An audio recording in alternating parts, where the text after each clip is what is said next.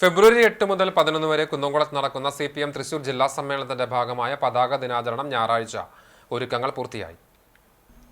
പതാക ദിനത്തിന്റെ ഭാഗമായി ജനുവരി 26-ന് കുന്നംകുളം ഏരിയയിൽ 4900 കേന്ദ്രങ്ങളിൽ പതാക ഉയർത്തും. പാർട്ടി അംഗങ്ങളുടെയും അനുഭാവി ഗ്രൂപ്പ് അംഗങ്ങളുടെയും വീടുകളിൽ പതാക രാവിലെ 7:30-ന് ഉയർത്തും. 152 ബ്രാഞ്ചുകളിലും 3 കേന്ദ്രങ്ങളിൽ വീതം 8 മണിക്ക് ഏരിയ ലോക്കൽ കമ്മിറ്റി അംഗങ്ങൾ പതാക ഉയർത്തും.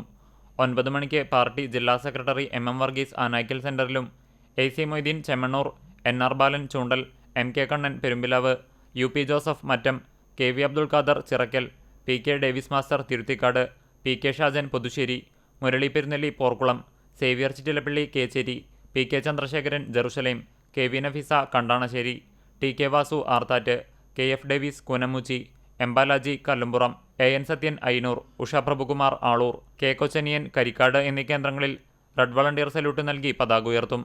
വൈകിട്ട് 3 മണിക്ക് പ്രവാസി കുടുംബ സംഗമം CV സ്മാരക ഓപ്പൺ സ്റ്റേജിൽ ഉന്നത വിദ്യാഭ്യാസ വകുപ്പ് മന്ത്രി ഡോക്ടർ R ബിന്ദു ഉദ്ഘാടനം ചെയ്യും. AC Moideen MLA, KV Abdul Khader എന്നിവർ പങ്കെടുക്കും.